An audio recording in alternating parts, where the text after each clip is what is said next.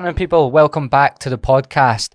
Today we have Hollie on from Air, who is a personal trainer who has literally just quit her job to work with vulnerable children, so counselling, that sort of thing. And she's got a really interesting story. She's been in business mentorships. It gives you a real insight into how the fitness industry sort of makes you feel, especially when you're new to it, and like the pressures on you to like make all this money and like be this like top earning coach. And it really is like, it's put on you straight from the get-go that it's not about coaching, it's about like you're now a business owner that makes money. And I started coaching around about the same time as Hollie, and that's very much how I felt from the start. Online coaching is a dream, that sort of thing. But it was a really, really good chat. You can tell that I'm actually doing the intro just after the podcast because I remember what we spoke about. If you're new to the podcast, just give me a wee rating on Spotify. That'd be great. Try to get to 200 ratings before Christmas. I'm on like 169. If you can share the podcast, everyone that told me about where I was on their Spotify Wrapped, that was fantastic. Thank you very much. You really stroked my ego. And yeah, if you enjoyed this podcast, I know I'm getting a lot more sort of local listeners, a lot more PTs, because I'm trying to really get people to understand how fried the industry is and how we can kind of make it better. And I know I'm not going to change everything. I don't have the power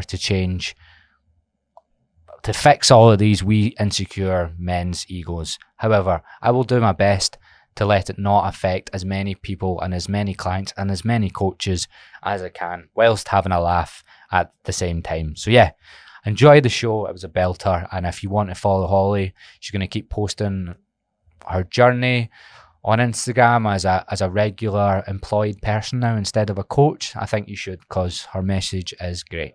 When did you start coaching? Because I go for everyone's Instagram thing, right? So you were like right at the bottom. It's funny. It's so many of the things you've done are the same as me. If you want to see them, right? So did you start like in lockdown? Literally as lockdown happened. So I started about like June 2020, right? Mm-hmm. So I went back to yours, right? This, I don't know. I'll maybe put it on the screen. I look. Right, a month later, right, on mine. Oh wow! But it just goes to show you just do what's happening. I have no idea what you're doing. I'll just stand in front of a scale. Because I was like, what did I talk about? And then I just posted that. Yeah. But I think you've had a very, and like I think we were in Australia and Bali at the same time. So I went.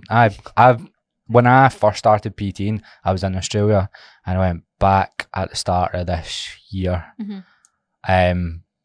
But I started after I came back from Australia. Yeah. So how did you get into it? So I was working in a travel agent's, actually, believe it or not, and I was doing the whole full time Monday to Friday, 9 to 5.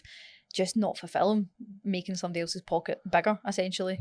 So I was like, nah, I need to go and do something. So I didn't go and just get my PT course like you can at the side of a cereal box. I actually went to college and done it. Right. So I done a HNC and HND in fitness, health and exercise.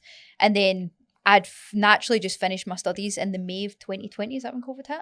Hit the March. So in the May, I got my qualification through, and I was just like, I got made redundant from my travel agent's job. And I was just like, I need to make something of this. So I just went, fuck it, and just went full time, essentially. That's the way I seen the lockdown. Yeah. Like I worked. It was an opportunity. Nothing else to do. Yeah. I just had to argue with my dad talking about the news. So that was my only way of getting out of it, was like building this sort of business. So like, how did you go about when you started? So what was that also? What was the course like? It was quite, I guess, insightful, but it taught me absolutely nothing about being a PT. So it was just like an extended version of it's let's talk about like, sales and stuff like that. But really, as a general population client, I'm never ever going to use anything like that. So, I mean, it was good, I guess, in terms of building up confidence and getting a bit of a deeper insight. But I think that as a personal trainer, you have to do it all, like personal research, personal development. Go on the floor. Yeah. Actually just talk to, interact with human beings and stuff. Do the job. That's why I get so terrified for all of these like sub 25-year-olds that are coming in and try to go online coaching. I'm like, you can't even talk to anyone. Yeah. like on the street, like Yeah. or like you've got social anxiety, and that's the worst. Like that's the worst thing to have in this job, if you know what I mean. Oh, 100%. You have to be able to talk to people. Yeah. So I think that if you can nail that, you're pretty much good to go. And then how did your journey look? Because obviously, not to burst He's the going to bubble, insult me. but no, you've quit. Yeah. So we're talking about how you started and you love it. Yeah. So what did your journey look like at the start? And then, because obviously we're going to get into business mentorships and like maybe reasons why you've quit and what you're going to do and stuff. But I'm just interested to hear how you, because it sounds like you started very much like I did as well. Yeah, so I started off just an absolute passion for it, really, because I'd went through that journey myself of being, you know, a little fat kid that didn't really move much and skipped PE, and I'd never done anything like that. And so I didn't have the belief in myself that I could do the things that I was then doing. So I was like, then inspiring other people, and I think naturally you just go, you know, I could make something of this. So I did, and initially it was just winging it, but I actually did have a business mentor from the get-go. Like from day one of actually starting my business, I had somebody helping alongside me. But it was very different to the mentorship that I've been in recently, because it was a very one-to-one approach. It wasn't like a cookie cutter approach. It was very, you know, he had a good insight into me, my personality, who I was, and he essentially just wanted to enhance that. So I think it was just like obviously you've done, trial and error. Like he allowed me to make my own mistakes. And that's what I think is really beneficial within the fitness industry. Like it's almost like I think now that people are trying to teach you what not to do, like don't make this mistake, but I think you have to learn. You don't learn until you don't understand why though. Yeah. Until you do it. Yeah. Like I've made all sorts of mistakes, but they've been they're the things that have made me good. 100%. Like doing stupid shit has been the so best I think thing that ever. avoiding that is the worst thing you can do for yourself. So I think just through trial and error, like really seeing who I wanted to work with, and I was throughout COVID, obviously outdoors 8 hours a day in the absolute freezing cold. Did you do that? I didn't do any of that. I done it all. Boot camps and stuff. Boot camps, one-to-ones, like literally 4 o'clock in the morning, I would be at Halford's car park because it was the only place that I could find shelter essentially. And I would just do anything and everything to be able to help Living people the dream. because, yeah, literally. But through COVID, obviously people were struggling so much mentally and physically. So I was like, it was so fulfilling to be able to do that. And then obviously gyms opened, found myself dotting about gyms, until I essentially found somewhere that I thought was in line with... Why were you dotting about? Try to find somewhere that's in line with me. Because I think that... Quite difficult, isn't it? Very difficult. Very difficult. That's something people don't talk about. So I didn't work in a gym for the first year because it was lockdown, and then I made the worst. I moved to London because I came back from Australia, didn't want to be in Glasgow, and then I was trying to build that. And the gym, I knew the gym. So remember when the gyms opened, like they pretty much said straight away it was not, they were going to be open for a wee tiny bit. Yep. So I was like, how am I going to work in a gym? And then I want to move. I'm going to be there for like 2 months and they're going to shut them again. So I tried to move to London. So I didn't do in person for a year because when I went to London, I couldn't afford to work in a gym. Understandable. So I moved back in with my dad, and then found a gym.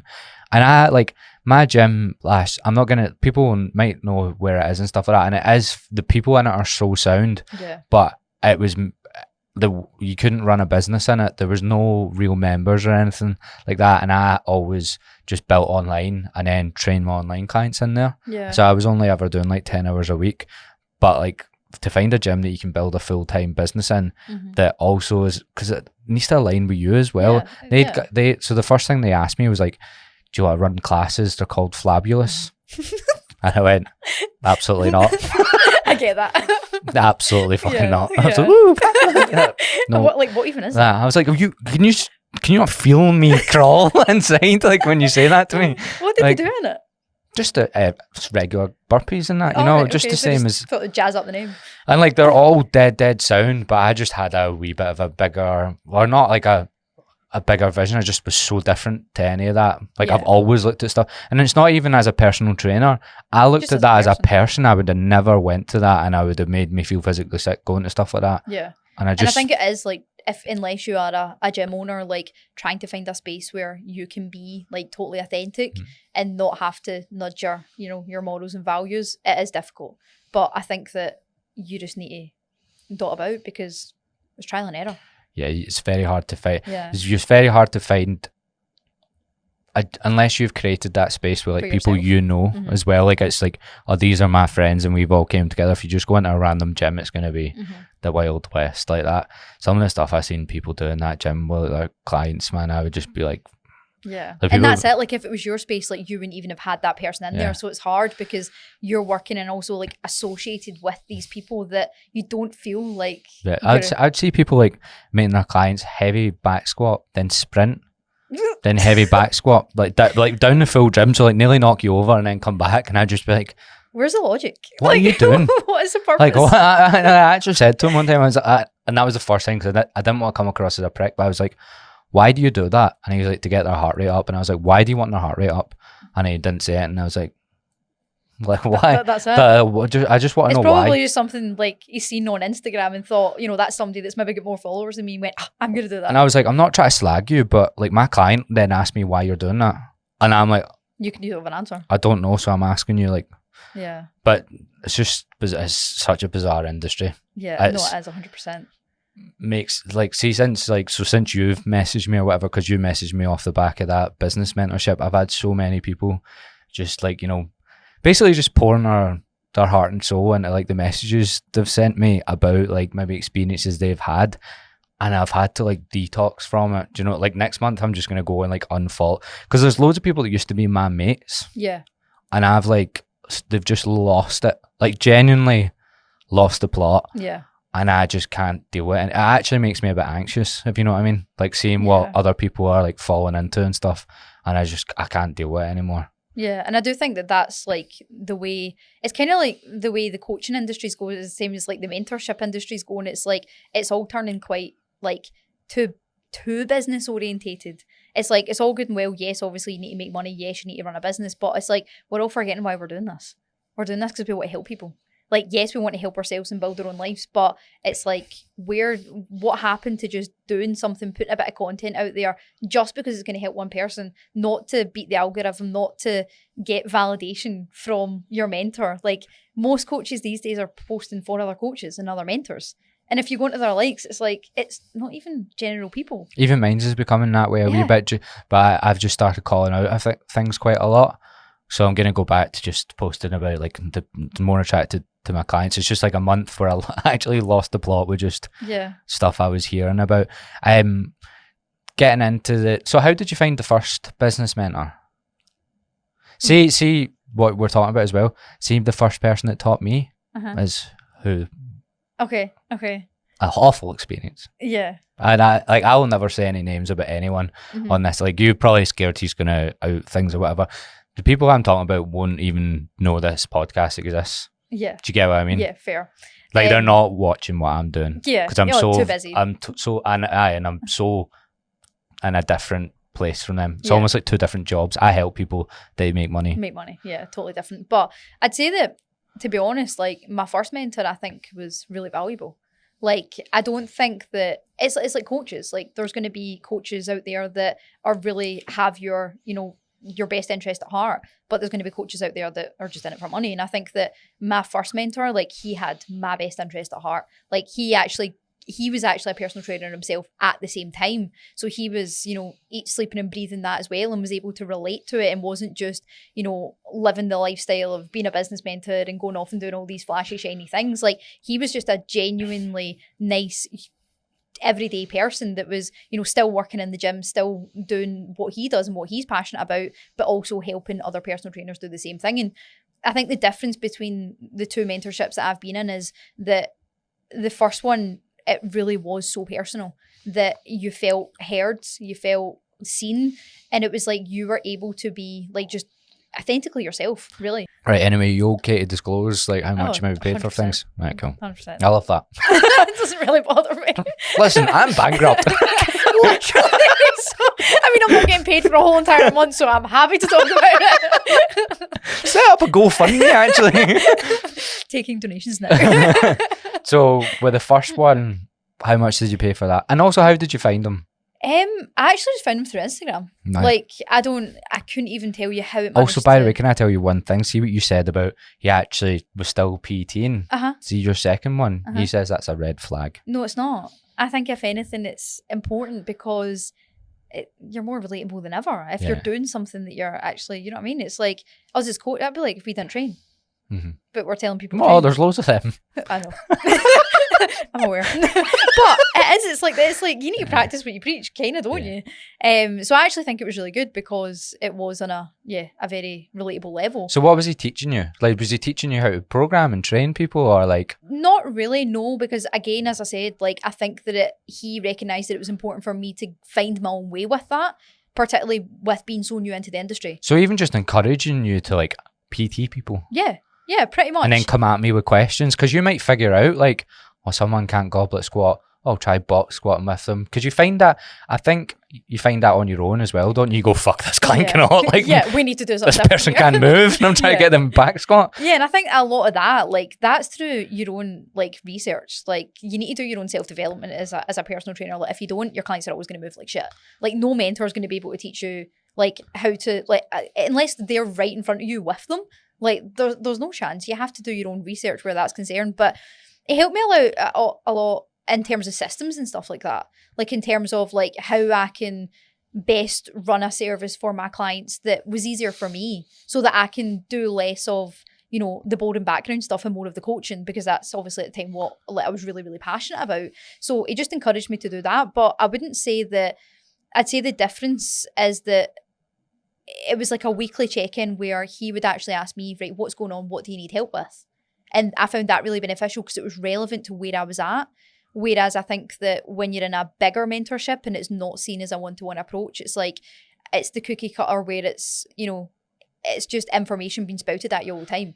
And it's overwhelming and it's maybe not relevant to you. And half the time you might not even agree with it. It might not be the way that you do something. So I think that my first mentorship, that the reason that I speak so highly of that, is because I never felt out my depth. I never felt that it was just a kind of, I didn't feel it was transactional. It wasn't just a case of, here's my money, you know, give me some information. It was like, here's my money because you genuinely want to help me. And I think that's a big difference. So the money. Yeah. How much do you pay? So for my first mentorship, feeling judged. My first mentorship was £400 a month. Right. It then increased to $495. Right. Which I was happy to pay because of the service I was getting. And then my second mentorship, £400 a month. Okay. Some are more expensive than that. Some are way more expensive than that, yeah. Some people are paying wild money, like 4 figures a month and stuff like that. Mm-hmm. Which is why I find it really bizarre, because people will tell me, oh, I'm making like 11 grand a month, and then they're like, my outgoings are 5. Yeah, exactly. I'm like, well, or like people go, I'm up into the whatever the next category is because I'm making like 2 grand more a month. I'm like, how much more is the upper category? It's like £1,500. I'm like, so you're making £500 more a month? Mm-hmm. Like, it's absolutely mental. Yeah. What drove you to? Well, actually, to bring it back more, because I want to more talk about like your actual journey in chronological order as well. So you were on the floor. You found your gym. Yeah. That you liked. And then did you go online? How long were you in person for? Were you ever, because this is what has happened to me, I was always like, felt like, oh, online coaching must be the dream job. And then I started doing it and I was like, this is horrendous. This is an admin job in my house. That was literally like what every, I guess, on the gym floor coach wants, is to be able to be online, to have that, you know, freedom, to be able to make money from your laptop wherever you are. Like, that's the absolute dream. But I was in the gym floor for 2 years, and it's the highlight of my coaching. 100%. Like, having people, don't get me wrong, it was fucking exhausting. See, having people back to back, and that's why I went online, because there's only so much you can do with that. Like, you're only one person and you can only help so many people within a day, face to face. You stop being able to train yourself and all that as well. Exactly. And it's so, I reached burnout with it, essentially. I was totally You look at your clients, go, you're in better shape than me. Yeah. Yeah, it's like, I'm telling you this stuff and I need to tell myself it. Can you help me? Tell me back. Reverse the roles from it. So yeah, I done that for 2 years and I loved it, every single second of it. Like, again, I think that before you become an online coach, I think it's essential that you are an in-person coach, because you need to teach people how to move, and you're not going to be able to tell somebody how to move for a voice clip if you can't do it in person. Do you know what I mean? It's like, I feel like there has to be the stepping stones to it. So I done that for 2 years, and then I met my I'll say Becky. Obviously, I can say her name on this podcast. I met Becky, who was my previous business partner. And we decided, do you know what? Like, our values were quite aligned at the time and we wanted similar things. We basically wanted to be able to fucking go to Bali and live off a laptop. Have we done it? We fucking done it. We done it skint, but we done it. So we had to come home. We were there. Everybody on Instagram seen all this bougie shit and we're like talking about how can we afford breakfast. You getting this one? So yeah, we done that. We basically combined because she was our personal trainer as well, both on the gym floor, and we thought, right, let's see what happens with it. So we basically created a business called Soul Society, standard of ultimate living, basically the holistic approach to it essentially. Can I ask you one question? Because this is what my notepad I don't let anyone see, because sometimes it's like mine's just like, what does holistic really, what does it mean? Holistic? Yeah, I don't really know what that means. I guess it's like I don't think men use that word. I think it's like the all-round approach. It's not just like, I'm not just going to teach you how to squat. Okay. I'm going to teach you how to squat, but I'm also going to teach you how to live your life to the best that you possibly can through, you know, mindset, nutrition, like hydrate, everything. So meditating. Yeah, you're squatting and meditating. That's what you do in your recipe. I just wanted to... Yeah, just about everything. Right, okay. Like, not just saying, like, it's just men don't use that word, if you know what I mean. I get that. But you cuddle in between the squats, yeah, you know. You hum and then you cuddle. But yeah, I would say that it's an all-round approach. It's not just, here's a training plan, here's a nutrition plan, go off and fucking do it. Mm-hmm. It's more, mindset. And so how did you find online coaching when you done it? I missed the in-person aspect because I don't think you can have the same impact through a Zoom call that you can through somebody actually being in front of you, like reading their energy. Like, I don't think you can build the same relationships either. But I think that a lot of coaches go online for the wrong reasons as well. I think a lot of coaches go online because they think it's going to be like they're going to get so much time and money and it's like leveraging everything, which it does to a degree, but I think it takes a lot of coaching away from you as well. Like, I think that takes away a lot of why you done it in the first place. Yeah. And I think that it can be quite isolating as well. Because I was depressed in my mind. And you're lonely. I had no mates. But I enjoyed it because, I mean, it allowed me, I went to Bali in Australia, done the whole PT life. It allowed me to do that for 4 months and I wouldn't take it back. But I definitely would say that I preferred in-person coaching. Yeah. 1,000,000%, without a shadow of a doubt. I'm trying now to do. The thing is, as well, I've not really said this before, but like I've got some online clients, and some of them will maybe listen to this, and I've maybe got about 5 of them that are from here that I've never met in person, mm-hmm. and like I'm always like, our relationship will be better if we meet in person. Yeah. But I think also you get clients that are attracted to online mm-hmm. because they are maybe socially anxious, and I want to help them. I want to help them with that. To be able to then. Transfer that, but that you're stuck in that, like it's online. Mm-hmm. So I try meet as many of them. Like I try train them out here if I can. And that's what we like. As soon as we came home from Australia, like that's one of the things that we done was we basically went to group coaching after that as well. And what a difference it is, because like even just now, like although I'm finishing up coaching, like I'm still coaching girls mostly online at the moment, like I'll just message them and say, you know, let's go in for a session like every now and then, because I think those touch points they're vital, because as well, like there's only so much you can do and there's only so much you can teach a client how to move over. Also, people can ghost you online. Oh yeah, easily. They can just not talk to you. Hide away from you. Just not talk to you and tell. Even if it's like someone could be like emotionally eating and hide it from you in person, but it wouldn't be like you would just be able to feel something was up. Yeah, you can feel. And the you energy. can just ask what's up. Yeah. Do you know what I mean? So if you're a good coach. Aye, but not at the start. Well, I sent you over 8. Yeah. Were you in the biscuit test? Obviously, you find ways of like just asking dumb questions that mean nothing, and then you figure out what's going on. Mm-hmm. You are actually an unqualified therapist. Oh, literally, yeah. Like it's the most of what you'll do. You're an unqualified therapist that walks people around the gym, mm-hmm. pretty much. Yeah, that's what I think anyway. But I think as well that if anything, that for the most of the general population, that's what they're going to get more out of. That's what they need. 100%. And I've had this conversation quite a lot as well. Is like, even though I disagree, like you should not, like you would never use any actual like you've never tried to do CBT or something on someone, obviously, because Yeah. you wouldn't have a clue what you're doing. However, I think you do have to have some sort of knowledge about those sort of things, because loads of people, like loads of my clients, and I've maybe like 5 or 6 of them have went for therapy in the last year, and I've been like the stepping stone for them to go to therapy. And if they never went to me, they'd have never went to therapy. Yeah. Do you know what I mean? So it's almost like I think we are the first people always be like, I'm upset, I'm in a bad place, my body is what needs to change. Yeah. So you're always but that's the thing, like to. if you're a good coach as well and you actually listen to your clients, like you'll start to recognize that really them coming into the gym is not really what they need at that moment. Like, yes, it's going to be beneficial, but as you say, it's through conversations that you're having with them that you start to dig deeper and actually realize, you know, there's something more here than just your physical appearance that we need to work on. And, you know, a lot of the time you can deal with it, but a lot of the time it needs to get, you know, dug deeper. And I've actually found myself say to a client who came to me, she came to me, you know, twice a week, every week. You know, I was charging her, I think it was like £270 a month. I actually said to her, I gave her a refund and I went, you need more than this, because what I'm doing for you, it's great and it's not going to cause you any harm, but it's not enough.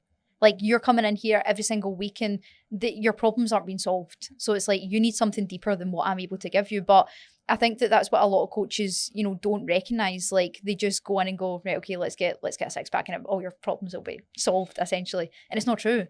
And I think you need to listen to what the person's actually saying and ask them why. Why are you coming to me as well? Like, dig deeper than it, because for the most part, it is more than just to turn I think the up. best thing you can do is just keep asking, like, literally, like, they might feel like pointless questions when you first ask them, but there's so much you can learn, and just like asking, even just how are you? Yeah. But then just not just like find how you know, but like how are you? Yeah. Like doing that, because they'll start to go, oh shit. Oh, like, he never texts me back. Oh, let's talk about it.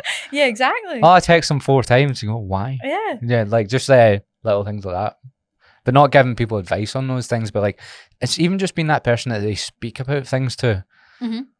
Like at the start, it's hard because you You take need to on find people's out, mental load and all that, but eventually you get better at just being like, that's their problem, but I'm the person that they can help. Yeah, you can set the boundary, but I think that one of the probably the best things about, you know, being a coach is being able to help people to a degree with that. Obviously, you know, you need to know the limits with it, but I think that you need to have life experience as well, though, because I think that a lot of what I see is a lot of coaches, and you know, it's the same with business mentors and things like that as well. Like, they're talking just solely from their own experience, and I've been guilty of it in the past of, you know, maybe giving a client a bit of advice, and in hindsight I'm like, I wasn't in that position, should I really have said that, wasn't my place. But I think that you do have to have a little bit of perspective and experience to be able to actually Like a breakup will make you a good coach. Oh yeah, for sure. Like Absolutely. a big meaty, like horrendous A breakup. dysfunctional family and a breakup. Yeah, being skinned. Aye. I'll make you a class coach, because you're like, been there, been there. Aye, 100%, definitely. That's why what I was saying about like all the if you're sub 25 and stuff, and you don't have, because a lot of the people I've had on here, like I'll have a lot of like-minded people, and I'll ask them what they've done before. I'd Adam on before, who's been coaching probably the same time as us. Is that the mobility Aye. coach? Yeah, I'm good friends with him now. Actually, he's so sound. Yeah, I love his Instagram reels, to be fair, they're brilliant. Aye, hilarious.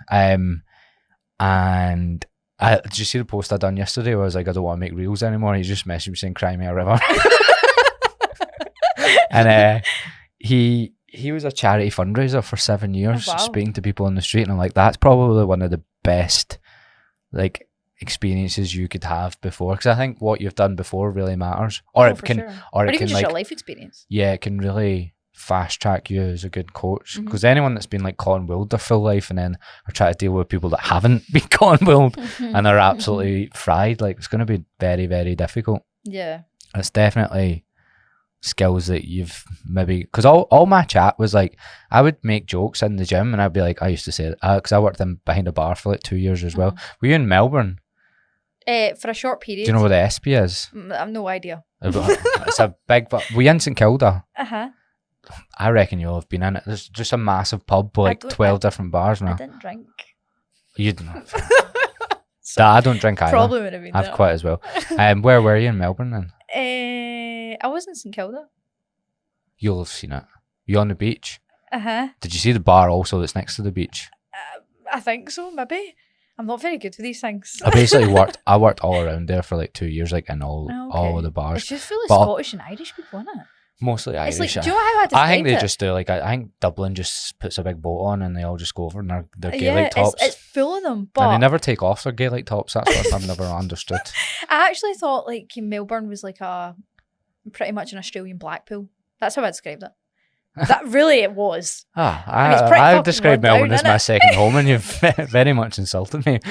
Blackpool is an absolute hole. Do you think Melbourne is? I liked it. Comparing it to Sydney. Sydney's full of wank spot. I know, but it's beautiful. I lived in Sydney for 6 or 7 months, and I did like it, but the Aussies there are torture.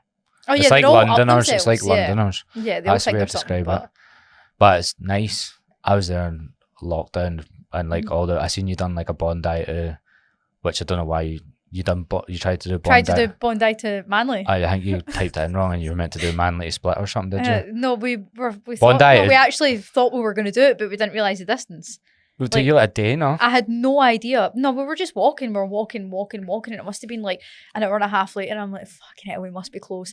This wee woman came out in the suburbs, obviously. This wee woman Do you came not out. need to walk over the bridge and all that to then get? You need to walk all sorts. Basically, All sorts. What, half the length of We Australia? had like literally one bottle of water and we're like, we can do it.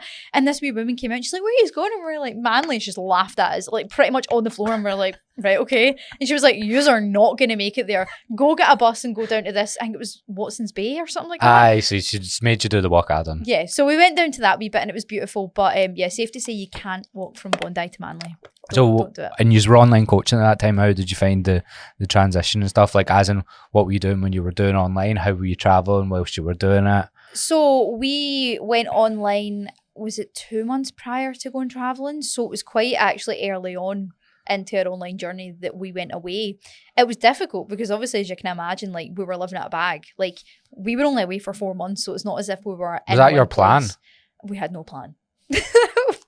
Best way. Absolutely winged it. But we went away and it essentially was just take it as it comes and see what we're able to do.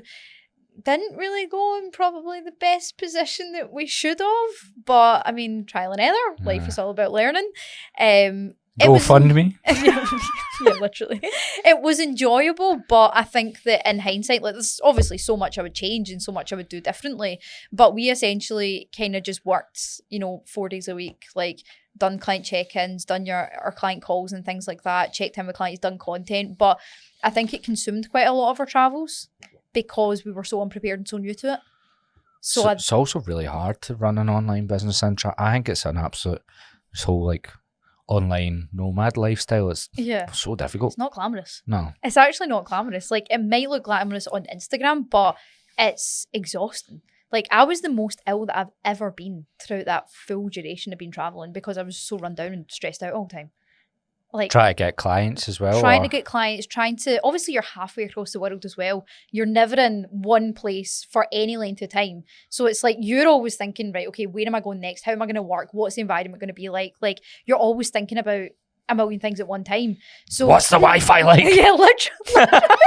When you're going booking your Airbnbs, it's like the main thing. It's like in the reviews, you're like, please somebody talk about Wi-Fi. Please somebody talk about Wi-Fi. So I think like for all those reasons, like it was difficult. But I wouldn't take it back because it's life lessons and things like that. And when we travelled, we met loads of people. Like we done loads of things that obviously we wouldn't have been able to do if we weren't self-employed online coaches. But it's fucking hard. It's not glamorous. I was distraught when I first came back from Australia, but I was in Australia with no real responsibilities the first time, like as in just bar work, and like I got the best experience ever. And then I always wanted to go back, and when I described it as like, I've already checked if the grass is greener, and I thought it was pretty green, but I had to go check again, and I realised it wasn't that green. Yeah, and it's not. And that's what everybody thinks, and that's partly why I'm going back to employment as well, because I've went and I've answered my questions. Do you know what I mean? Like, I wanted to go online, I wanted to go and travel and go, what's that life going to be like? So I gave up everything back home, and I was like, okay, I'm going to do it. I realised that, part of me, there was always something missing. And it was like my friends and family and everything that actually made me feel fulfilled. And that's why I decided, 4 months later to come home, because I was like, the grass isn't always green on the other side. And you think that because it's going to be sunny and you're going to live this, you don't live a lavish lifestyle. You really don't. So that's why I came back and I've done that. And now I've realised that, you know, when I was in employment, I was like, you know, being self-employed, how nice would that be?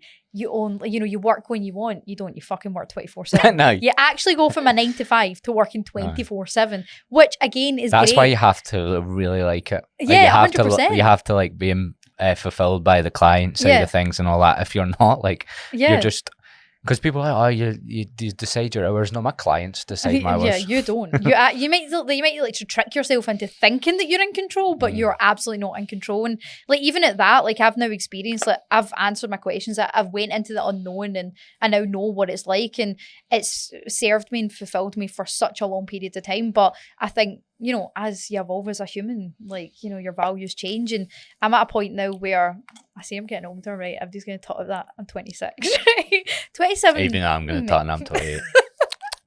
But you start to think more about your future, don't you? You start to think, right, shit, I need to actually think about buying a house, doing this, doing that, doing the next thing. And it's not that I can't do that through coaching, because I actually love coaching. Like I genuinely do. But I feel out of love of being self-employed. Like people don't speak about how hard it is to be self-employed. They don't. You might have physical freedom, but you do not have mental freedom. You're always thinking about it. Always thinking, which is great, especially if you're I'm passionate getting about better and better every year at like, I setting don't work boundaries and stuff. Saturdays and Sundays and stuff like that. And like, I actually don't care if a client gives me like see if a client messages me something wee bit traumatic, like I'll still wait till the next day. No, absolutely. And that sounds like horrendous, but see at the start I'd be like taking that all on.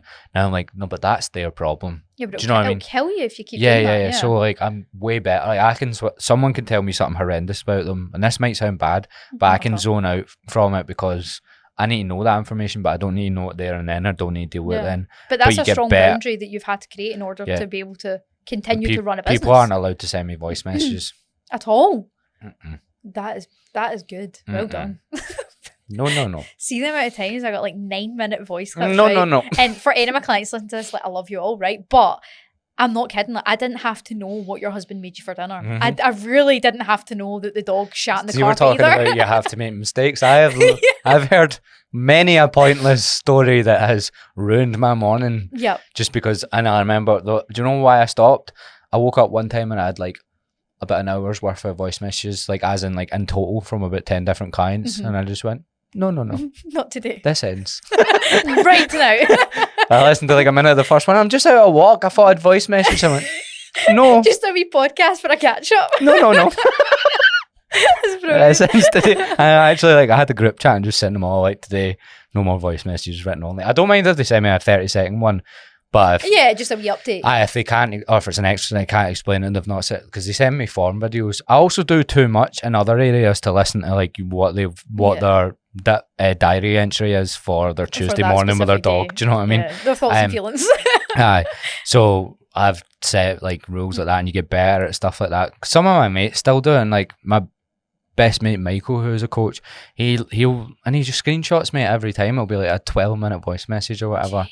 And he'll be raging. I'm like, just tell them you're not listening to it, because the more you listen to it, the more they send them. Oh, 100%. If you don't put boundaries in place, it'll just keep happening. Like that's where as a coach and as somebody that's self-employed, like you have to take responsibility for that. Yeah, 1,000,000%. And you can feel like a dick, but like I just get stricter and stricter. And like if I've had people come to me with eating disorders, and not like it's very so the thing with eating disorders is I've had plenty of clients with them because they don't tell me because they're embarrassed about it, which is absolutely fine.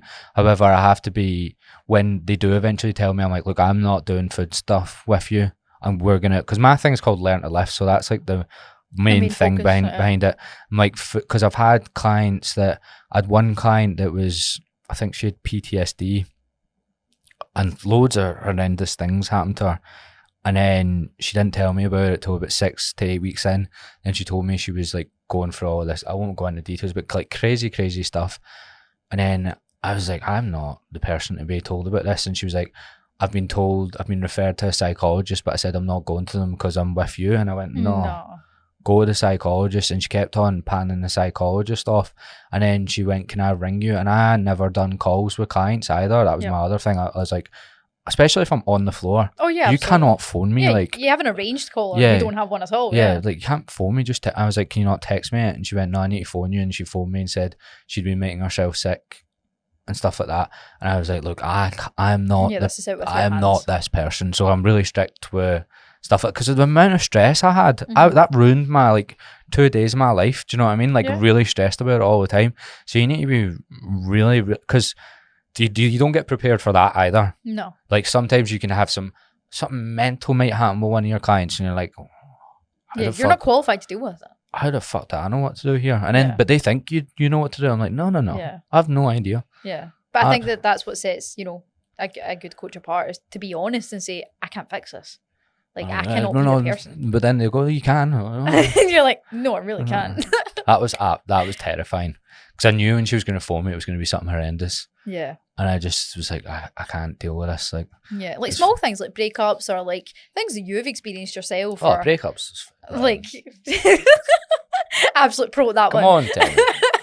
Come on, we'll do a seminar.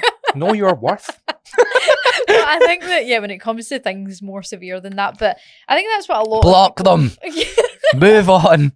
It's what a lot of people don't realise, that it's out there. Like, there's so much of it. What? Like, just people dealing with very difficult situations. Yeah. Very, very difficult situations. Let's get back on some more like business mentor chat. Okay. So you've moved on to the next one. Yep. More obviously, we're not going to name any names, and it's not even about that. It's like I actually have met these people. People know who they are. Yeah. And it's not. It's funny because like when I first started posting about it, because I actually just wanted to make people aware, because there's so many people that are about to jump on with them because they've had their insecurities prodded at enough. Because these people will also DM you. Oh yeah. Like they will DM you Uh-huh. and tell you what your insecurity is and how they can fix it.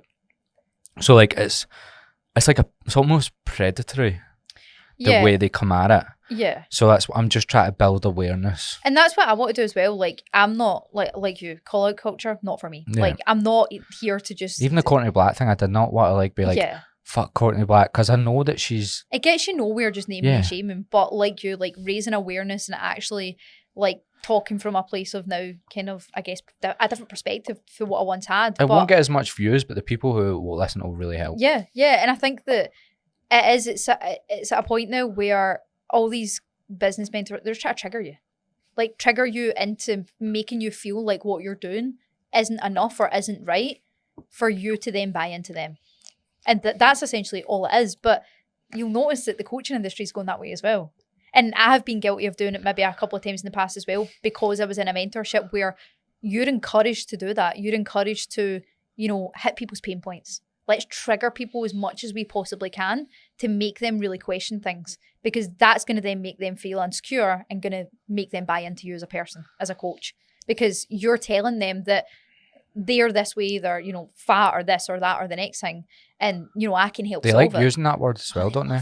Love it. They like actually just being like fat. Yeah, it's horrible. And I'm like, I just think that what happened to actually empowering people, making people feel inspired and through you lifting them up, like not through dragging them down. Encouragement. Yeah, literally encouragement. Support. Getting them excited about things like, this is what you could be doing. Here's what, actually creating a positive future, not just being like, I'm just going to fucking put you down right now.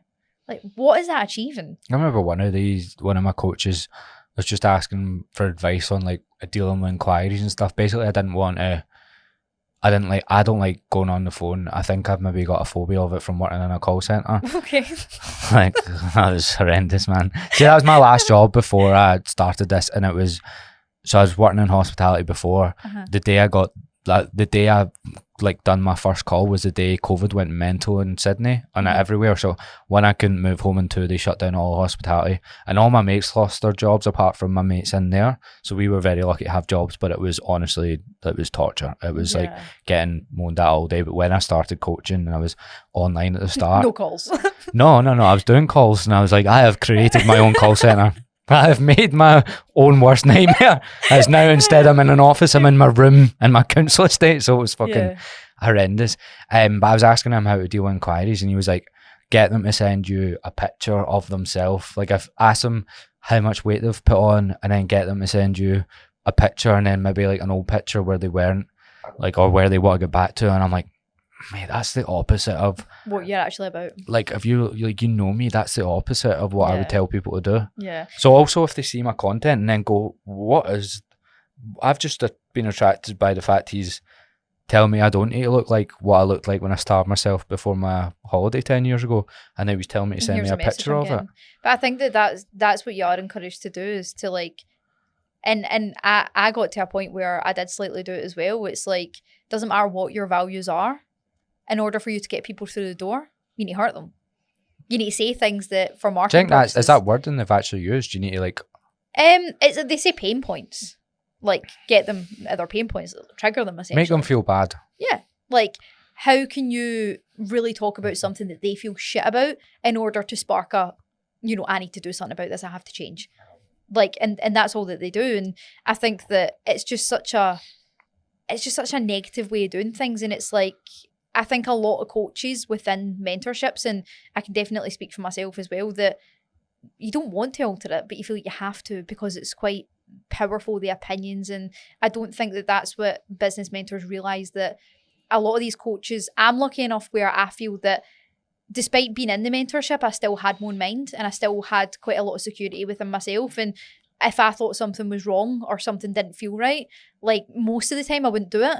But I think a lot of coaches, especially as you're saying, like the younger coaches, the ones that are just coming into the industry, like they don't have the same level of conviction. So they're thinking that, okay, this is what I have to do. Like self-assurance. They they don't know themselves enough Yeah, yet. so they're thinking like this is the cookie cutter approach that I have to follow in order to get clients. And it's not true. So I think that what's going wrong with mentorships now is like, you're not encouraged to be yourself. You're encouraged to be a clone of everyone else at the moment.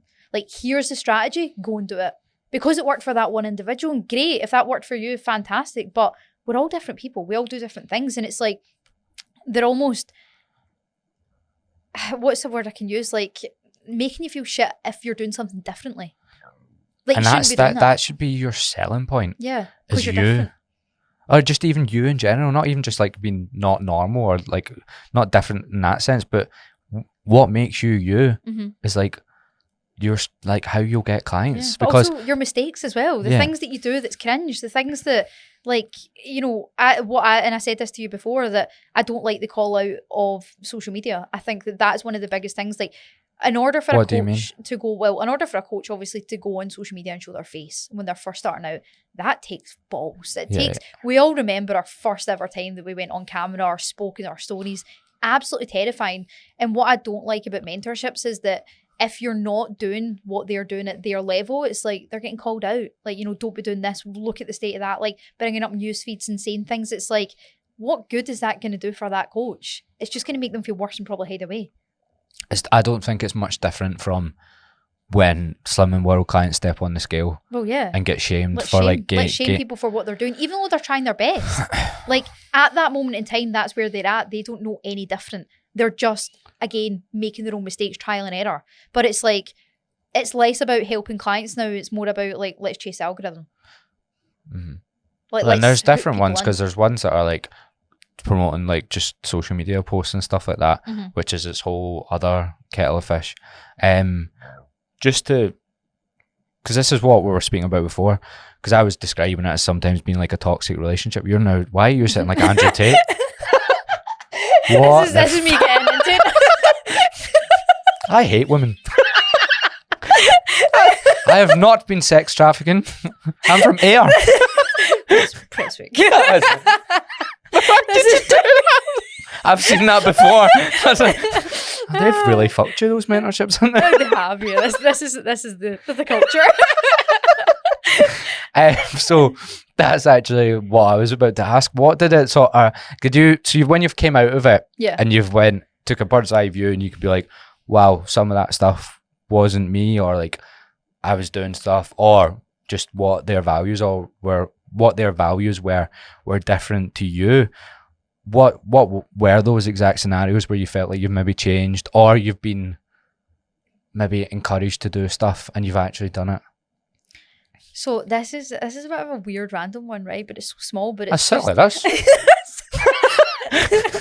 didn't like how I sat, never do this. But I think down to little things that you're made feel shit for.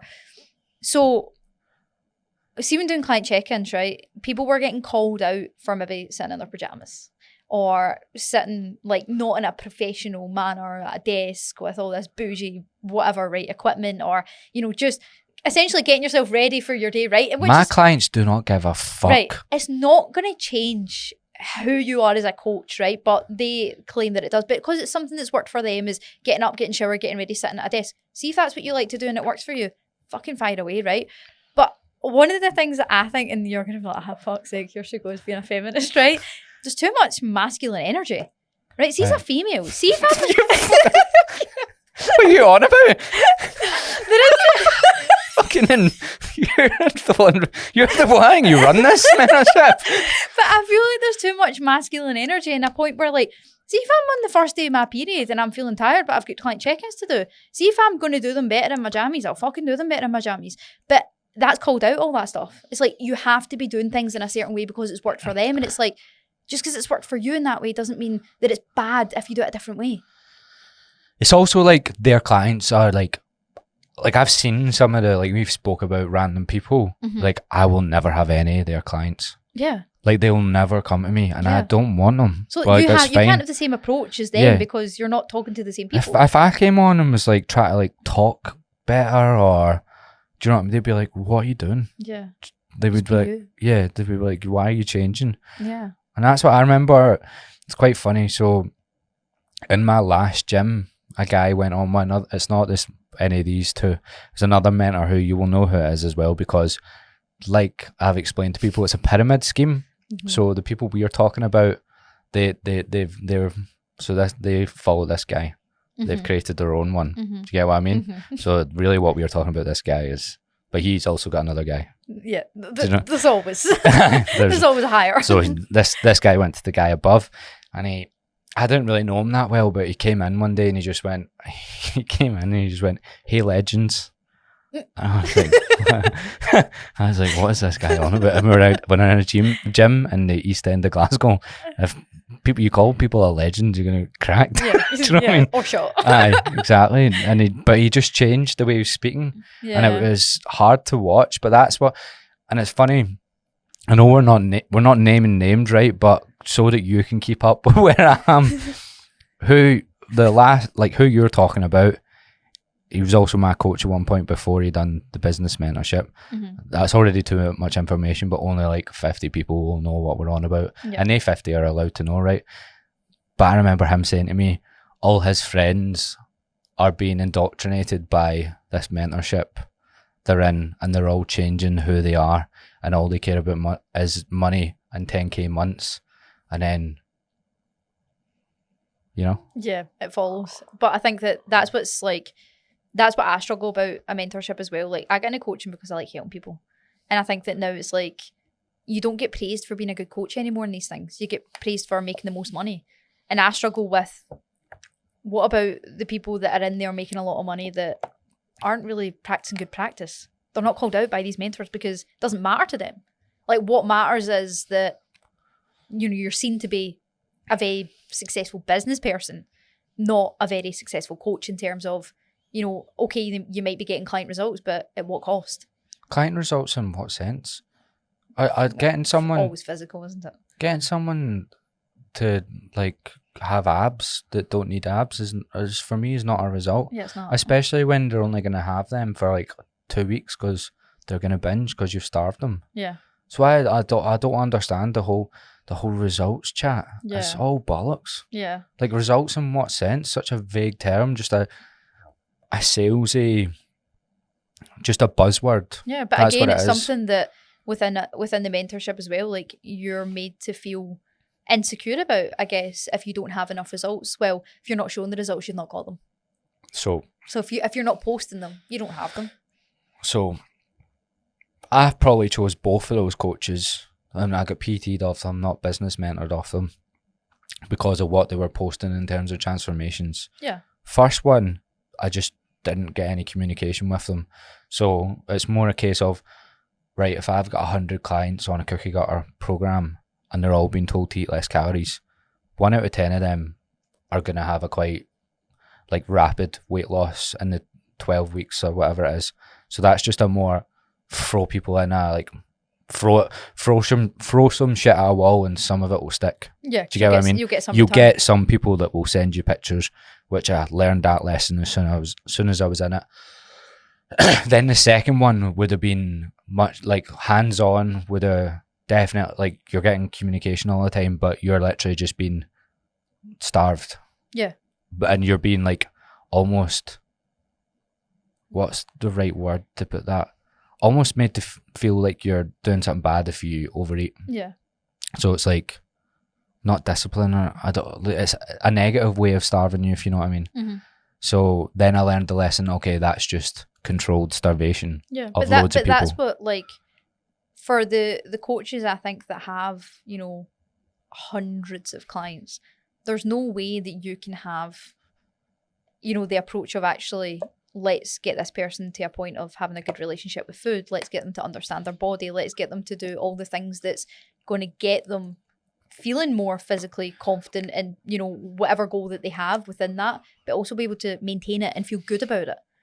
Like, I think that a lot of coaches these days, it's like, I just want as much money as I can. So basically I need to help as many people as possible, regardless of what that looks like. How many clients is like the most you've had? The most I've had at one time? 25? 25. And how did you feel at 25? Overwhelmed. Overwhelmed at 25? Absolutely. So you can tell you're really hands-on, because I would say I'm like, I can't go above 35. I usually sit at like, but it took me 8. Like, I remember being at 30 in my first 2 years, and every time I reached 30, I'd be fried. Mm-hmm. But then this year I went down to like 12 when I was in Bali in Australia.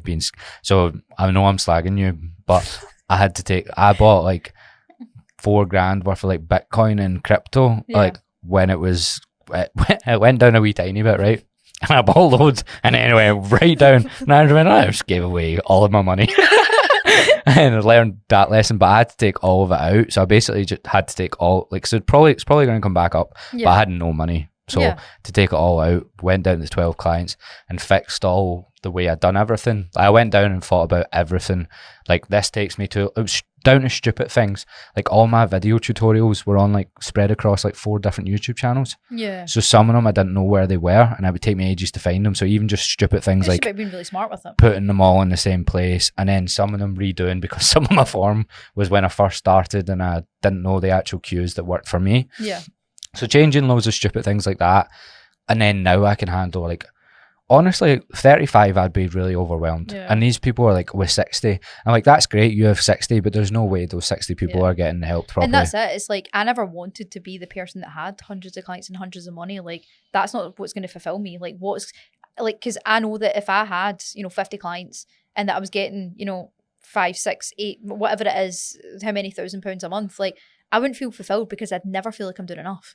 Because I'd feel like, because of the type of person I am, the passion that I have for coaching, I would just keep delivering, because that's what I would have to do to give 50 people a service that I thought, right, okay, they're paying, £200, £250 a month. Like, I need to make sure that I'm giving them a service that they're actually going to feel seen and heard in. Mm-hmm. Not just something that's like, here's a training plan, here's a nutrition plan. By the way, we do a group call once a week. That's it. It's like, what is that actually gaining for that individual? And that's what I feel like. It was the same in the mentorship, like coming away from coaching. It's the same as a coach and a mentorship, that you see these people once a week and it's like, it's generalized. It's too generalized. And it's like, okay, they obviously say to you that, this might not be relevant to you to currently where you're at. But like, I just think that it is the same as having loads and loads of clients. It's cookie cutter. It's, here's all these trainings, here's all these things, here's all this information. Like, just go and apply it when and if required. But it's just, I just think that for the amount of money that they're charging, and it's like, it's like a one size fits all, I feel. And you notice it because you go through Instagram and everybody's posting the same. Like, who's in what mentorship. Love this. You really do. I love it. And I've been in that as well. Like, when I was posting videos, because every week there's, however many of us going into a check-in, and it's like, here's what to do this week. Here's what to do. Like, we're all just being told what to do, and we're all just spouting the same shit. Have you ever seen the Northern Irish crowd? Oh, they're all the same. They're literally all the same. I'm like, what the hell? They're just like, literally, they're just like, there must be about 100 of them in every town. Yeah. All just like making this, I'm sitting like that now. Yeah, they've got the road mics in their kitchen. That's pretty much it. It's crazy. But there's something in the water in Northern Ireland, right? Because like, they fell for the same thing before, and it was a different thing, and I noticed them all. It was a specific mentor. The top mentor, I'm talking, same guy.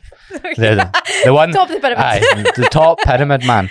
The one that was so funny because is he Irish by any chance? He's Northern Irish. This so funny because the odd person will know exactly what I'm on about, but he's the cause of Hey Legends. Oh, okay. So when I first came in, it was before the road mics and all that, but the Northern Irish crowd, because I've got mates from there as well, I've got coaching mates, I've got loads of mates from there, and I seen like them all doing the same post, and I was like, this is fried. But that's the thing, like, this is what I mean by like posting content for coaches now. Like, coaches are doing it not for clients, they're doing it for the sake of the algorithm. Like, what's going to hook people in, what's going to get people watching, like what's going to be, you know, get to the top of people's news feeds, which obviously to a point is important if you're trying to get, you know, you're trying to get clients through the door and you're trying to speak to people, but you're also doing a certain bit of content for the validation of a mentor. You're not doing it to genuinely help someone anymore. Which, by the way, sounds like a cult. Yeah. That sounds culty to me. And that's what I feel like. I feel like it's like, if you, and I felt that way as well before, like if I posted a bit of content, right, and see if my business mentor liked it, and all the other people within it, oh fuck, it felt great. I'm like, but why? It's not getting me any clients. Aye. It wasn't getting me any fucking clients. But it's like, it was put on you Validation. that much that, you know, this is the right thing to do, this is what you should be doing, here's how to, that you just felt great when you actually got that validation. But that's not what's like you're following the method. Well done. No clients. Yeah, no clients. You're not getting people through the door, because now through being out the mentorship and obviously being very open and honest about the fact that I'm exiting the coaching industry, I'm talking to, you know, I work on the gym as well. I do shifts in a gym floor. I'm talking to these people and they're like obviously everyday people, and they're like, the coaching industry is toxic now. Like, you're all just spouting the same shit. It's the same stuff. Like, give us something new. Like, they don't relate to it anymore, and the whole point of you posting content is to relate to the everyday person. They have fried it 100%. And like, I ask my clients about it. I go, what do you think of all of this sort of thing? And they're like, the same as everyone else. Yeah. And I'm like, why did you choose me? And they're like, oh, you're a Celtic fan. Exactly. And I'm like, well, there you go. Yeah. Because I posted my stuff in a Celtic top and I don't care about the whole Celtic Rangers thing. They went, I found that relatable. Yeah. And I went, right, so none of this matters. And that's it. And I feel guilty to it as well. Like, becoming a fucking actor. Like, what am I acting out for? I'm a coach. I'm not a fucking actress. Like, what am I going to get? A fucking BAFTA? Do you know what I mean? Like, why am I doing these things? You honestly might. But the Northern Ireland crowd, this is fucking. I actually like see, sometimes I see stuff on my phone and I say, Dale, take my phone off. I cannot see these people, but they make the top pyramid man. He makes an awards night, and it's like top coach in Northern Ireland, right? Stuff like that. It's just people in his mentorship. Yeah. And they all suit up. They go to like the Hilton and they get awards. Yeah, that's a thing. Best content creator. Yeah. You just all bought trophies and stuck someone's name on it. And it's not a real thing. Northern Ireland Council didn't make that up. Yeah. Like, but, no. And that's what they're good at. They're good at making you feel like, you know, if you do these things, you're really special. Cult. Well, essentially, yeah. Cult. Culture. Yeah. And see, being out of it now, like, it's like a breath of fresh air, because the minute I left, the minute I was able to start posting content judgment free, being able to just be myself, not care. I think that's important, because I felt that way just even having coaches that were completely unaligned with me, and I remember I'd be saying stuff that they would be, I'd been anti stuff they were saying, but I would still post it. I'd be like, I don't care if you piss me off, because I've been on the receiving end of what you think is positive. And it's not. Yeah, but I think that's what you start to do in a mentorship. You start to feel like, you know, you do question yourself. They've got the ability to make you do that, because there's so many, and their opinions. I don't think they realise as people, like, how powerful their opinions are, because people naturally do look up. Like, it's the same in the coaching world. You know, you've got everyday people that are looking at people on Instagram that are like, you know, I don't know, doing something absolutely ridiculous, like putting fucking apple cider vinegar in your water, saying that this is going to make you be, and folk are looking at that like thinking, you know, that person knows what they're talking about. And it's the same in the coaching and mentoring industry as well. It's like, we as coaches are looking up to these people, thinking they know better than us, they know more than us, so we have to follow what they're saying. But it's important to not take it as gospel. Yeah, and sometimes I think I'm a bit more blunt and harsh about it, but I think you do have to realize that they people, They're in it for they- money. yeah, they have just got good at selling. They've just got good at scamming. Like some of them are scamming. Like the way there's a book called .com Secrets, right? And pretty much. So I've read it and I applied some of it to like just how to like build out an offer. So I do like a weekly coaching thing, and it's the only reason I do it is like you can pay 50. So like last time it was 55 quid a week, and then it goes into 160 quid monthly. And the reason I do it is because loads of people won't pay for 3 months up front, and like if say I get 20 on that, like 5 of them won't do anything. Yeah. And only pay for the week, and then but I'll get about 10 good clients out of it that would have never came on if I just was always doing 3 months. That's the reason I do it, and I learn stuff. But they were all talking about like upsells.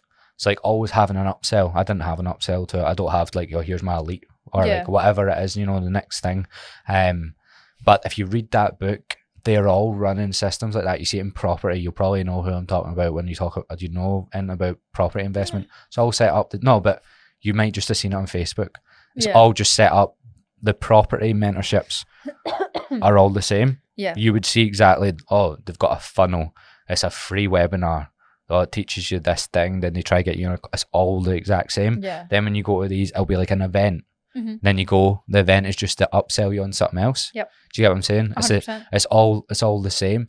That book, you could actually learn from it, but there's stuff in there that I was like, that doesn't feel right. Do you know what I mean? Yep. Whereas they're doing all the stuff that doesn't feel right. Yeah. But it makes loads of money. Yeah, and that's it. It's all about like how much money can you bring through the door. And it's like, obviously, in order to do that, you have to market it in a specific way. But I just think that what happened to just being old school and honest? Yeah. Like, what happened to just say, here's what I offer, here's my prices. If you want me, come at me. Like, I don't think... See, when people like inquire with coaching, if people just go, what's your prices? I'm like, mate, fuck off. Because you're just... You want to find out a wee bit more about, their background and things like that. Absolutely. You just want to know how much to charge. But when I just have back and forth with people, and then I'm like telling them their prices from like 3.5 years of coaching, doing loads on the floor, and actually just knowing I'm a good person, I don't ever be like, oh, I've just cashed in and like I'm like 550 quid for 12 weeks. See, when I charge someone that, I don't be like, oh, I've just made loads of money. I'm like, yeah, that's what I'm worth. Yeah, absolutely. Do you know what I mean? I'm like, that didn't feel bad. It didn't feel remotely. And I'm like, I'm excited to help this person. Yeah. And but I think you lose that when it's all about how many you can get in the door and how many you can overcharge. Yeah, no, absolutely. And I think that, as someone as well who likes to help people, I think that you do start to feel like, and obviously imposter syndrome happens regardless, but you start to feel that, why do I need to keep upping prices all the time as well? And it's important that obviously that you are making enough money to be able to continue to improve your service and to be able to deliver the best you possibly can. But I think that it does get to a point, it's like you want to help people, but you're going to literally empty their bank in order to do so. And I just don't think that ever sat right with me. They're like constantly upping prices, constantly doing that, things constantly getting to the next bracket. It's like, what happened with just being like, I feel like so many coaches and mentors as well, like they're trying to teach people how to be fulfilled when they're not fulfilled with what they've got. So how can we possibly do that for our clients? They almost give them their own insecurities. Yeah. Like they basically just, here's what I'm fucked with. Yeah. And I feel like that's why I've never, I would say for the most part, I don't fit in as a coach because I'm not always like, I think you do. No, you do. In a specific... You don't fit. They're not really coaches. I guess. I think I honestly said this to Dale plenty of times. What we do and what they do is different. Oh, it's totally different. It's a totally different business. Yeah. But I think that I just feel that I'm happy within myself. Like you, I can sit here without a six pack and be happy. Mm-hmm. And I'm not being complacent. I'm happy. I'm content. I'm confident within my body. But I almost feel that the likes of in mentorships and a lot of coaches as well, it's like, they're always striving for more. Right, it's great to challenge yourself, but why? Why is it never enough? And at what cost? And at what cost? Exactly. Like at what cost to your, like what you have to be sacrificing something somewhere. And why are you doing that? Like what are you constantly being an overachiever for? Like there's obviously, I mean, I've done marathons, I've done high rocks, I've done all that stuff as well. But I think a lot of the time that I've felt that within myself because I was in these things that I'm pushing that on my clients. They don't fucking want that. Mm-hmm. My clients don't want to run marathons. Like, they want to just eat fucking better and be in a better shape and be able to move a bit better as well. Get some advice on how That's to deal it. with a breakup. Yeah, literally. They just want to come in and go, Holly, I have a fucking hard day at work. Tell me that this person's also a bitch. Agree with me. And just don't make me do the sled at the end. Like you usually do. But that's it. And it's like, it does get to a point where, like, there's no such thing as enough in the mentor, like, industry and the coaching industry. And it's like, just move the goalposts over and over yeah. again.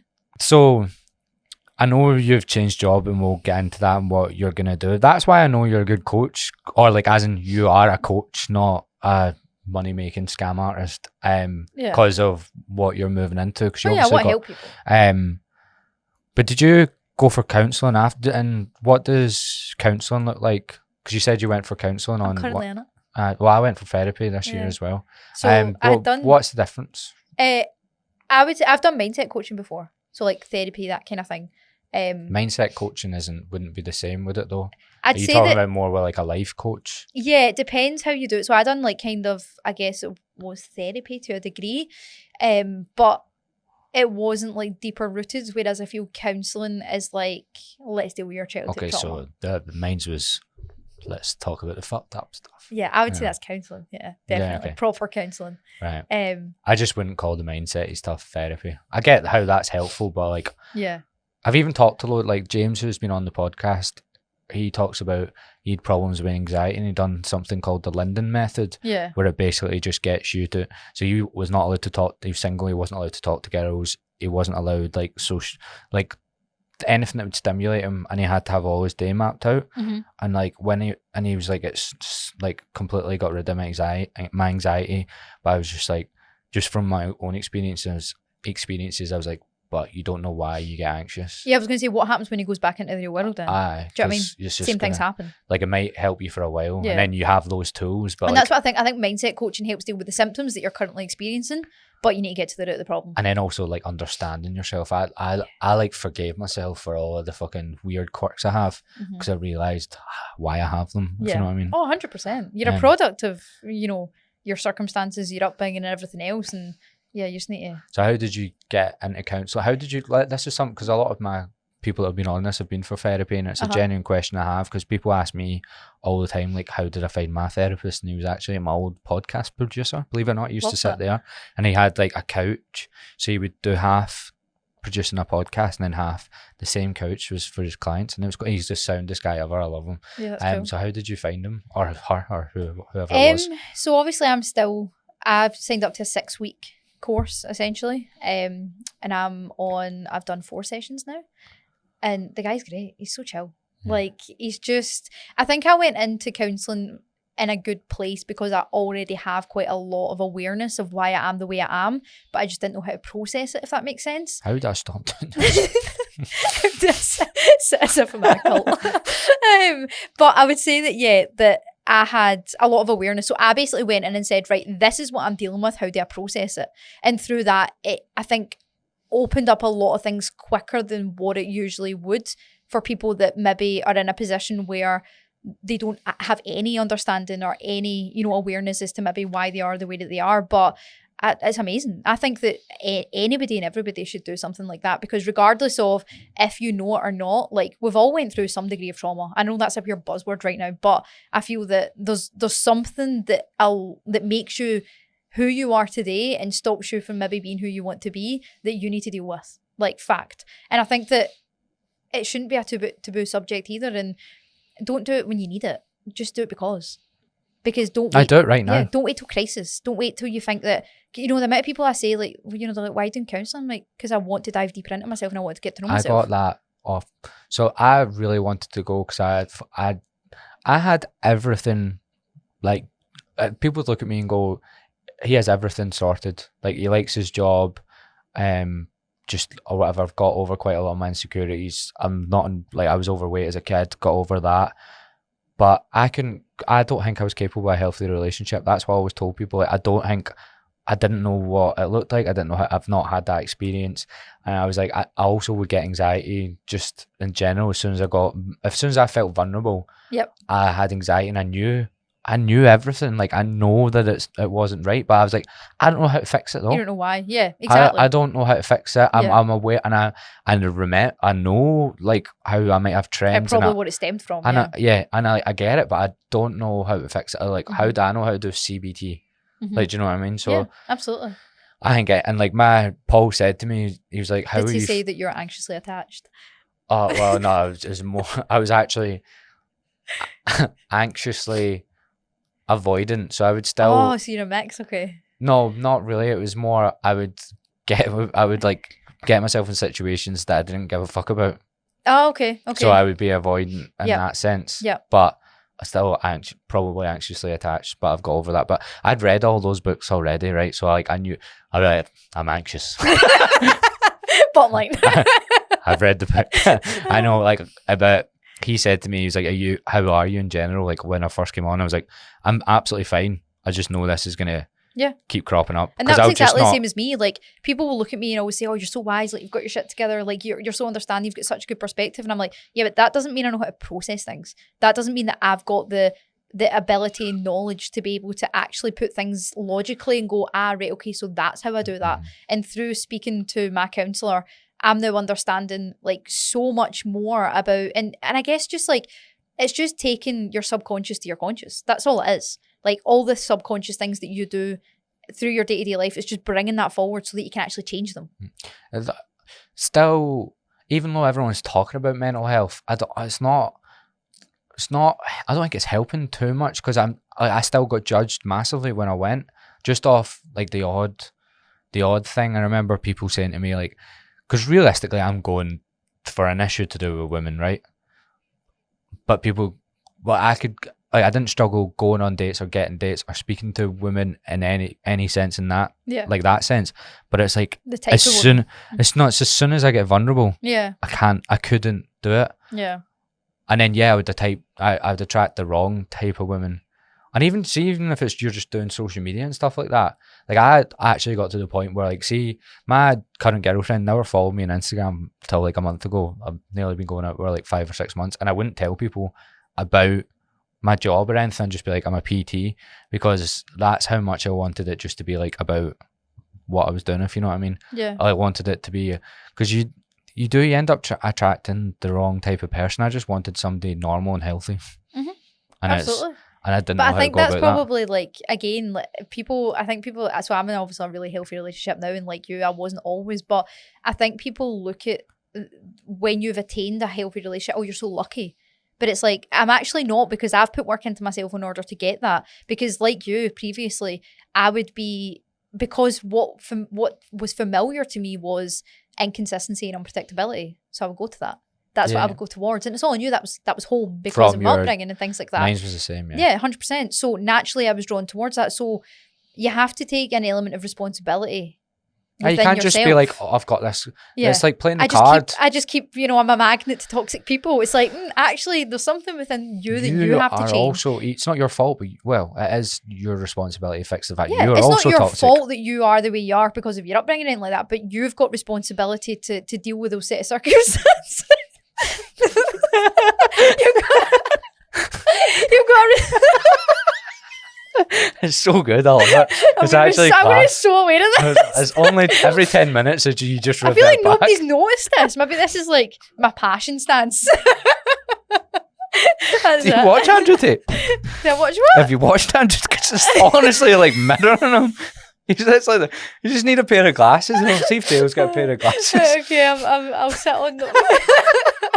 And you're always talking about like the best part as well, but you still, like, the stuff I'm interested in, you just go like this one. I can't deal with. Anyway, yeah, I'll sit on it. I don't even know what I was saying. You were talking about how everyone sort of thinks that if you get in a healthy relationship, like, you're lucky. Oh yeah. So like, through obviously realizing myself that I put myself in the position to be able to invite people like that into my life that were toxic. Like, I had a choice, and I said, yeah, sure, let's start going out, let's date. And then I didn't, I chose to ignore the red flags essentially, but it's because it was what was familiar to me, and it wasn't my fault that was my thought process, but it was my responsibility to change that. So I changed my dating approach, and what a fucking difference. Yeah, that's the big That's thing, it. isn't it? You just change your approach to it and you're going to get a different result. It's like anything.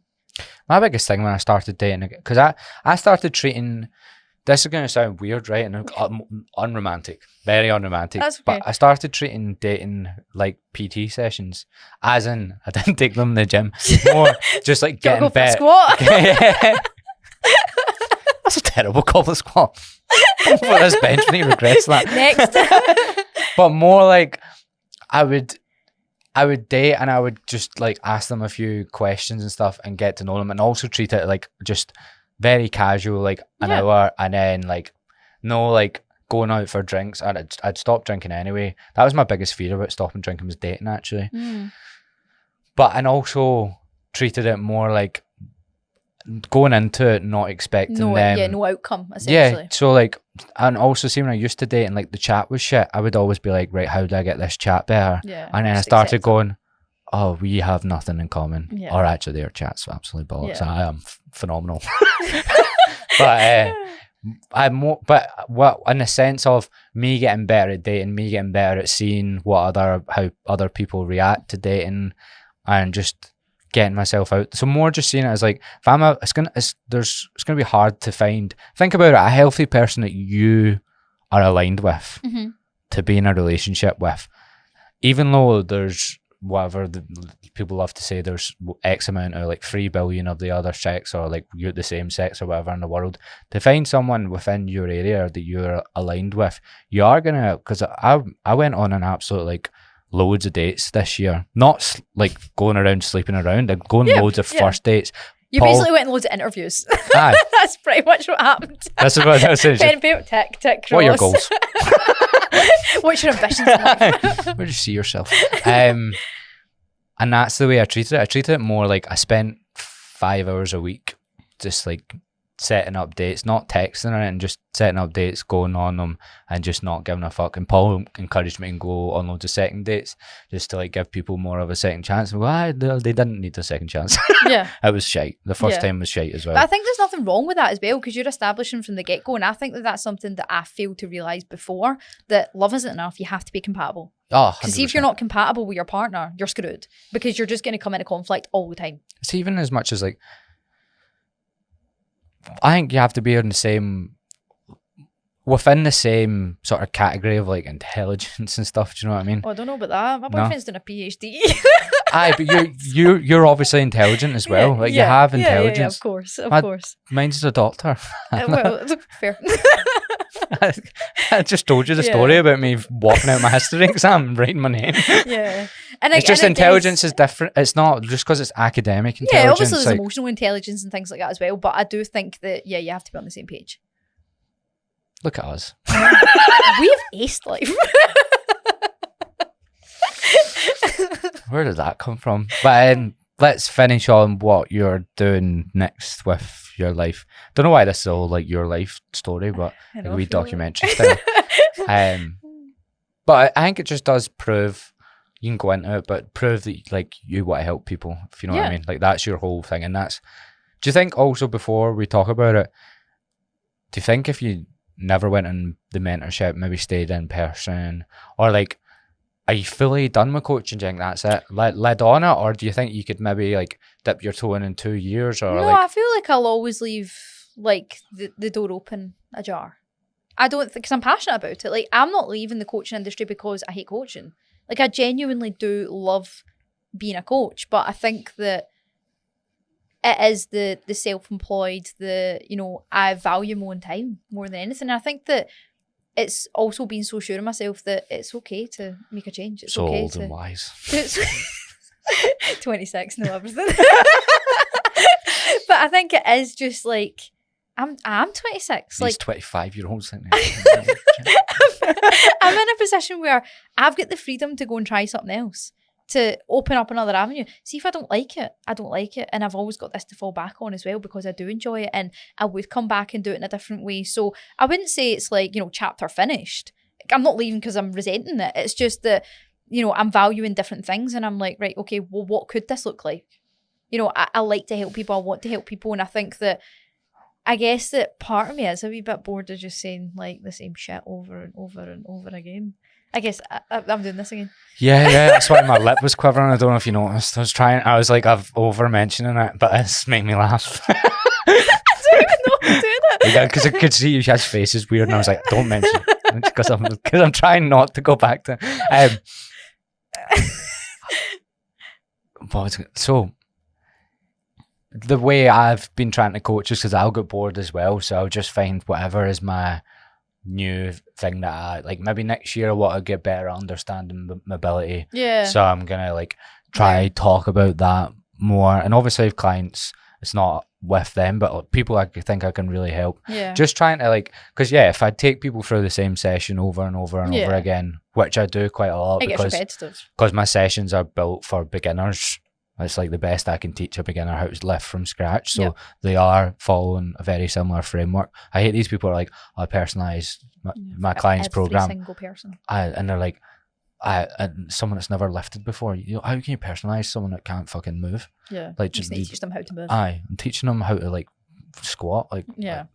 Anyway, so just trying to keep myself interested. Yeah. By trying other things, maybe getting people actually to do a bit more, I don't know, of a CrossFit style stuff towards the end, just stuff I've never coached. Yeah, just do you know what I mean? Just to keep myself interested. To broaden, obviously, your knowledge and understanding. That's the way that I'm gonna do it, because I know what you mean. But I think that the biggest thing is just knowing. I think mental health probably is one of the biggest things because I know I'm a very emotional person, and I know that my mental health is, we'll call it fragile, not a bad thing, but it is, and I know that when I'm self-employed, like I am passionate and I will give everything and I'll over deliver and I'll do all the things that don't allow me to have mental freedom. I think, I don't remember the last time I picked up a book without feeling guilty because I'm like, right, I need to be doing the next thing. And that will be part of being part of a mentorship as well, and always feeling like, right, more is better. You have to do more. What's your next move? What's the next thing that you're going to do for your clients? But it's also part of my personality as well. Like, I want to do more and I want to be better, and you never finish business. Like, your business is never going to be tickets done. There's always going to be something. It's always slightly broken as well. Yeah, there's always going to be something new to add, or something that you've maybe not worked on in a while that you need to go and pick up. And like, I guess that I know that the grass isn't greener with employment. I've been in that, but what it's going to allow me to do, and maybe that I've just not been really good at creating, is breathing space. Having that boundary to shut the door at the end of the day and go, right, okay, these 3 hours of my evening, they're mine. Like, I'm not going to be looking at my whiteboard thinking, right, that client needs this client needs that. And I've absolutely loved every single second of it, but I'm ready to not have that for a while. And as you say, like, it might change. I might open up, something else again and do it in a different way, with a different direction, a different perspective. But I think for the time being, like, yeah, my passion is helping people. I have been like going into youth work. Like, I have been that wee kid that didn't feel seen, didn't feel heard, didn't feel valued. And I want to be the person that makes them feel like that. So what's your day-to-day going to look like in the help working with vulnerable kids? I have no idea right now. I have Not no a clue. idea. So I What, start. do you get what training do you get? Or? So I start in January, and it's essentially they're putting me through a qualification. So I'm actually going back to study. I'm going to be doing my HNC in social services. So it also allows me as well that, when I finish this, when I get the experience in it, that it's not just, that's that. It can open up so many different avenues, mental health, working with vulnerable adults, working with disabled people, working with all these different types of people as well. So it's not like I'm getting into something and that's what I'm doing forever, because that's not the kind of role that I want to go in.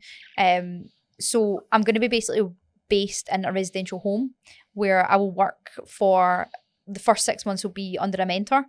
Obviously just kind of going in, fucking can't get away from these mentors. Doesn't matter where you fucking go in life, you've always got one.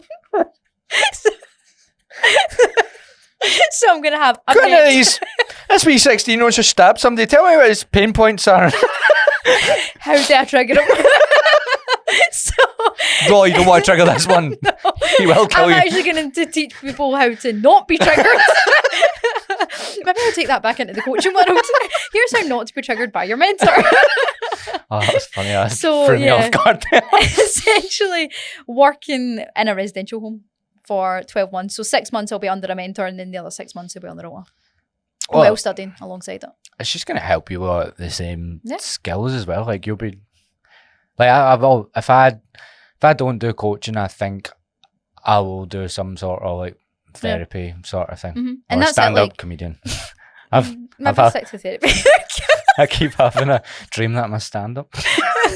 I follow comedy so much. Are you good at it? No, in your absolutely dream? not. I've never. No, I'm classing my dream. I was at a stand-up gig the other night, actually. Who? Well, one of my clients is kind of new into it and trying to, like, you know, create a bit of space for herself in that industry. It was at a place called, it was in Glasgow, Bongo something. Right, I don't know. It was just a wee pub, and they were doing like a stand-up All night, and it was starters. like all starters, Oh. 5-minute sets back to Oh. back. But do you know what? Some of them should be on the telly. Really? Like, some of them were really fucking good. I mean, there was other ones that I was just like, I'm never going to do stand-up comedy. I just always have a wee thing that I'd maybe want to try, and then I do it once, no one would laugh. And I'd that's be like when you're a wee boy. Like, that's what you said. What do you want to be when you grow up? Stand-up I comedian. wanted to be Henry Larson. Okay. How did that go for you? Oh, different skin colour for a start. Fucking hell. Okay. Not very well. I'm currently in a gym in Airdrie, so We're close enough. So yeah, no idea where we were at that. I think we can end there. That's fine. Okay. I think it would be good if you do dip your toe back in at one point, or even just keep. You look like you're crying. With laughter because you're so funny. Oh, thank you. Any stand-up sets I can do. Yeah, because generally you need more people like you. There actually is more of them than you think. Yeah. Like coaches like me and you. You just don't see them on social media, and you just like because they're we're not the loudest because of who we are as people as well. And I think that it is unfortunate that sometimes I think the people that aren't so, you know, ethical and everything else in between, like, they do get, you know, Yeah. the views and the likes because it's like they do anything for the algorithm. But I think that, no, I want to continue to have a voice, and it's part of the reason why I wanted to do this as well, because I'm not going to shy away from it. Like, at the end of the day, like, you can't take my coaching experience away from me. And I'll continue to share my own journey through social media and continue to have a voice. And if anything, I'll probably have more of a voice because it'll be judgment free and I'll be relatable because I'll be an everyday working person as well. Yeah. Trying to juggle and manage, you know, fitness, nutrition, and everything else in between. Yeah. Well, thank you very much for coming on in the intro. I was just like say like where you can find you and stuff like that, but a very enjoyable chat. Yeah, thank you so much for having me. No, I wouldn't say that. What were you going to say? No.